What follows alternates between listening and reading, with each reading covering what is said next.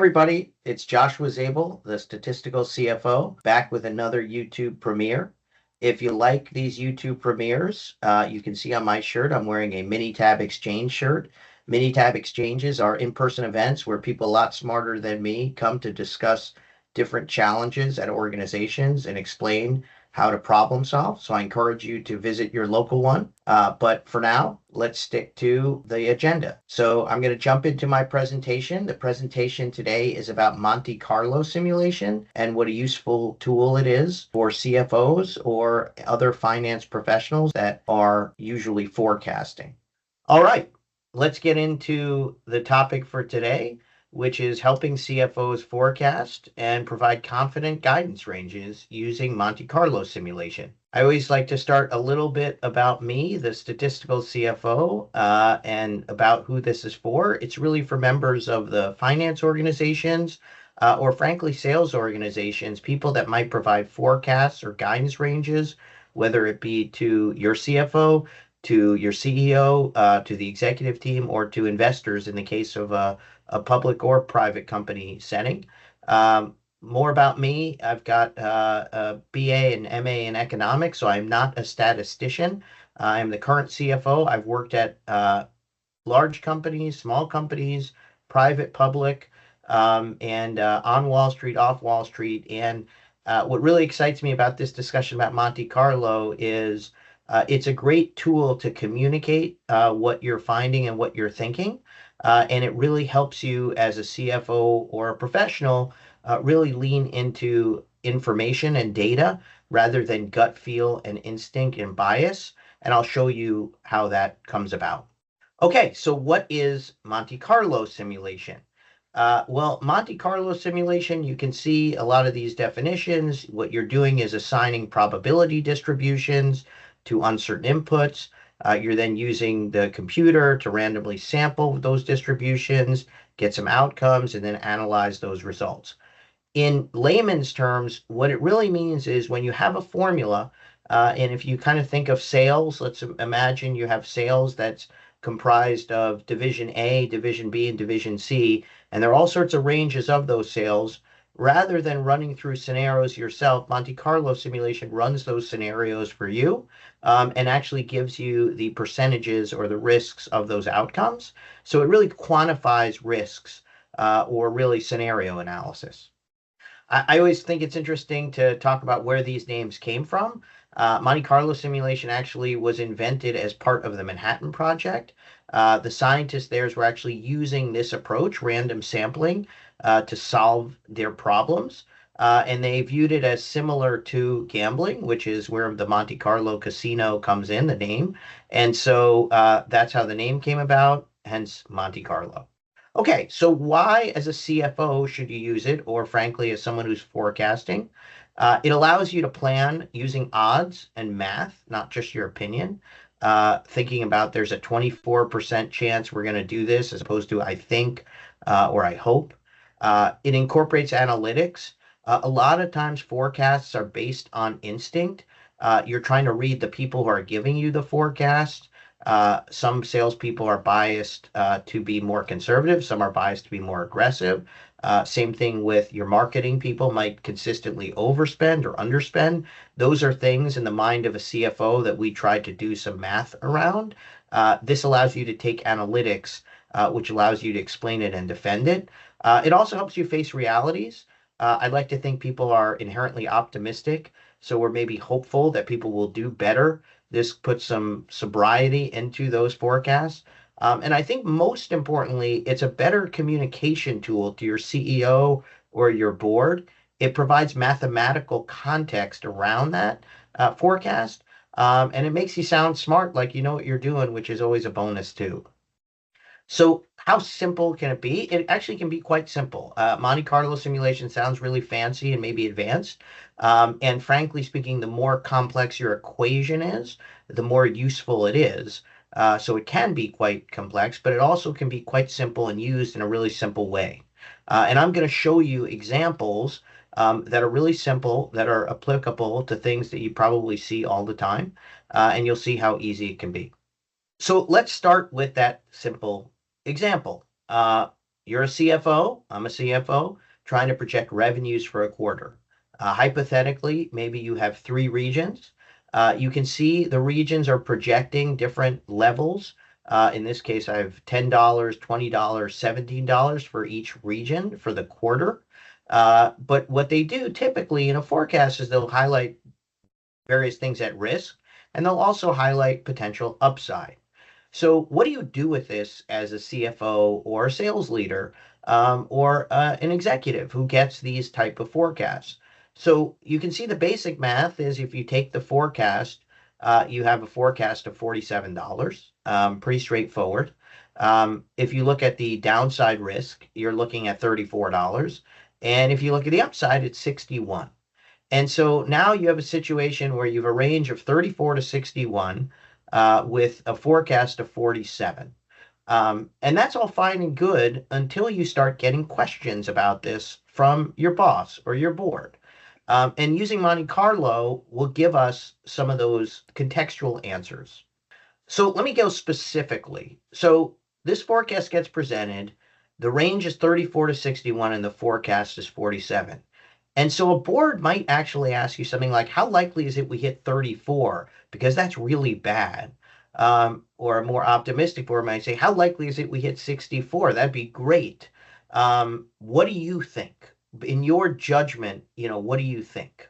The CEO may say, okay, understanding those things, how much should we spend? Because if 34 is a reality, then we better cut back on spending because we don't want to spend more money than our revenues.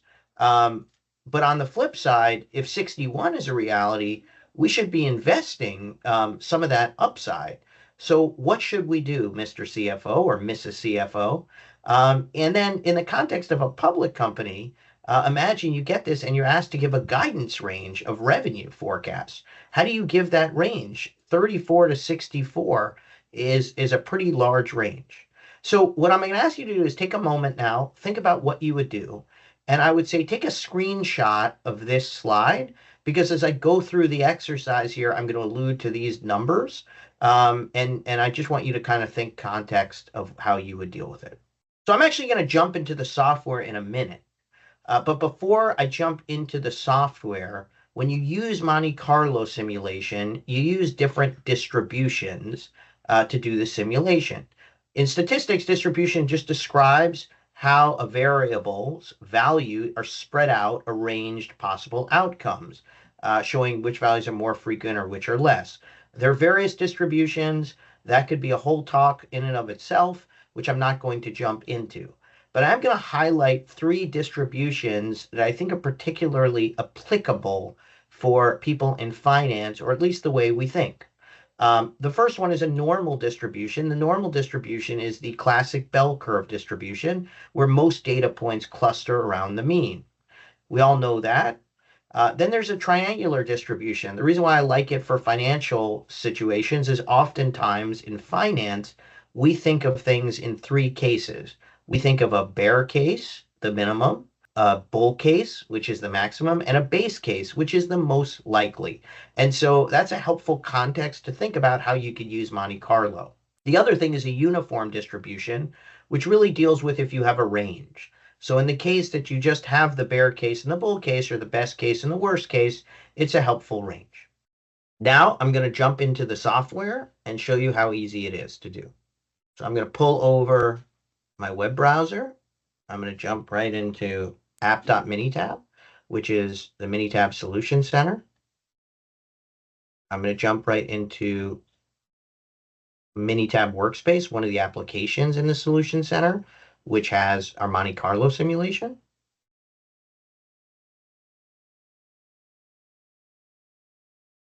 And when you get here, you can see it's asking for a model and outputs.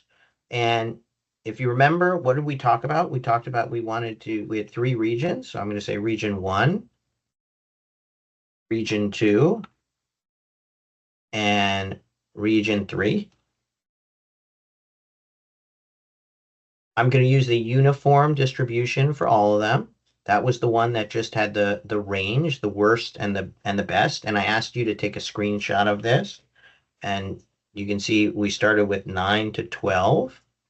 And then we had 15 to 22 and 10 to 27. And then all I'm going to do is say total sales. And you can see here the equation is of total sales is my three regions added up, which is region 1 plus region 2 plus region 3. And I'm going to hit enter. I have my equation in, and now I'm going to do a simulation run. And so that's it. It's simple as that. I'm done. You can see here the mean is 47, which is good because it actually shows that's pretty close to my forecast. And then you can see other percentiles, which I'm going to dive into later. But I'm going to first, what I like to do is run the simulation multiple times with different distributions. So I'm going to duplicate this distribution. I now have it all over again. You can see it's again, but this time instead of uniform, I'm going to do triangular. Remember, triangular was the base case, the bull case, and the bear case. And if you'll remember here, for the regions, I had 9 with a forecast of 10 as the base case and the bull case of 12. For the lower on the next one, I had 15 as the bear case with 20 as the base and 22 as the bull case. And for the last region, I had 10, 17, and 27. And again, same equation. I'm just going to run the simulation again.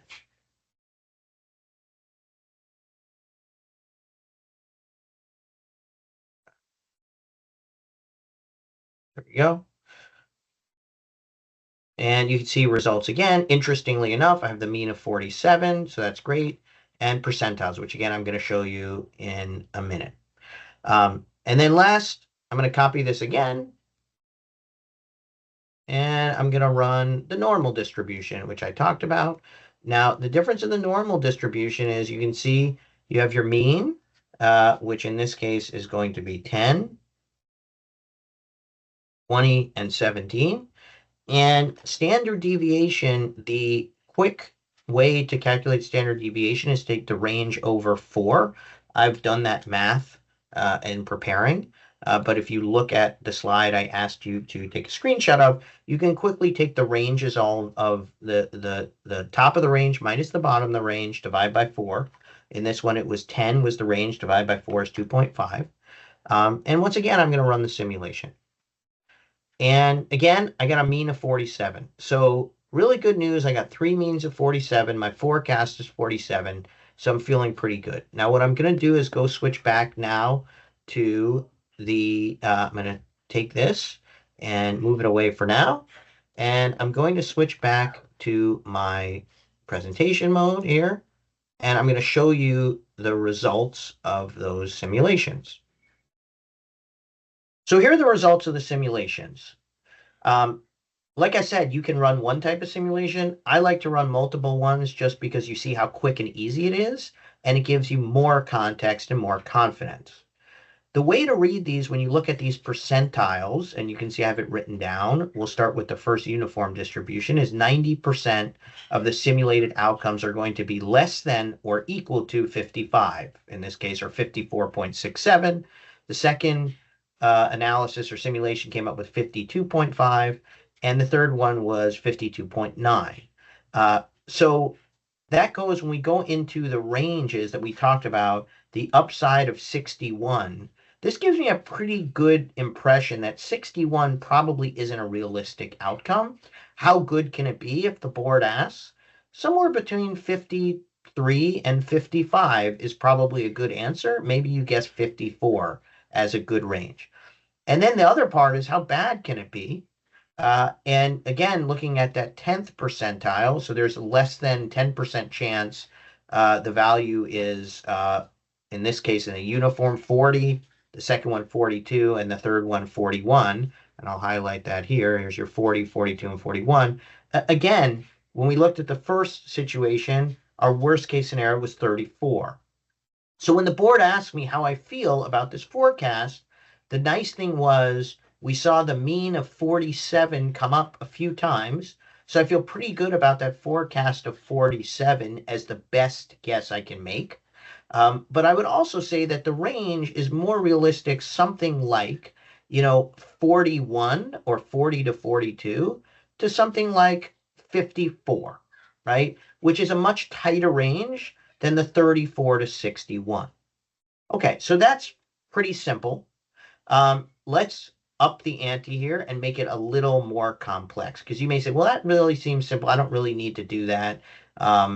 Okay, so now let's use those same regions, those same revenue projections here with the same uncertainty around them. But now we're trying to forecast the operating income or the EBIT.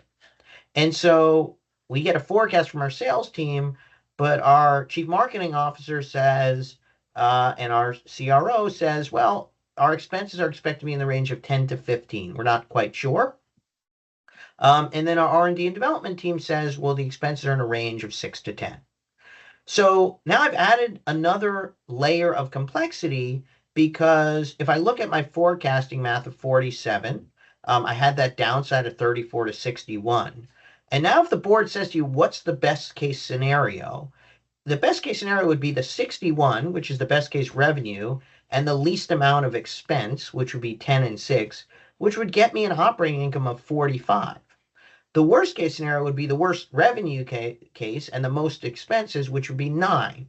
So now I've got a situation where I've got a range of 45 and 9, or 9 to 45, which is a huge range. I have the board asking me what I think is likely going to happen. And right now, the way I'm doing that is guessing it. I'm basically saying, well, my marketing person is traditionally conservative, so she's probably okay at $10. My R&D folks are traditionally aggressive, so they are saying 6 to 10, but really they're going to spend 12. I don't know. And so the way you want to give an answer is preferably with the data. What is the data telling you? Because that allows you to look at your board or your CEO or your investors and say, hey, look, based on the information I have, this is the best guess I can make based on the data. So how are we going to do this? So I'm going to stick to a uniform distribution because it's right now we believe all the data points are likely. We don't have any belief about that distribution. And so I'm going to jump in the software again. So let's hold on one second as I jump in the software. I'm dragging the software over again. I'm going to go to my nice navigator. I'm going to go to my first simulation, which had the uniform distribution, as you'll see. So if we look at the model, you'll remember I had the uniform distribution. I'm going to duplicate this simulation, and I'm going to add another X and another Y. And the first X is going to be sales and marketing expense. And I'll just say R&D for the interest. And again, we're going to say that uniform distribution, which is the one that you have the low case and the best case. And if you remember here, my sales and marketing was going to be 10 to 15. And my R&D was going to be 6 to 10. But my equation has to change here. So if you remember, to find my operating income,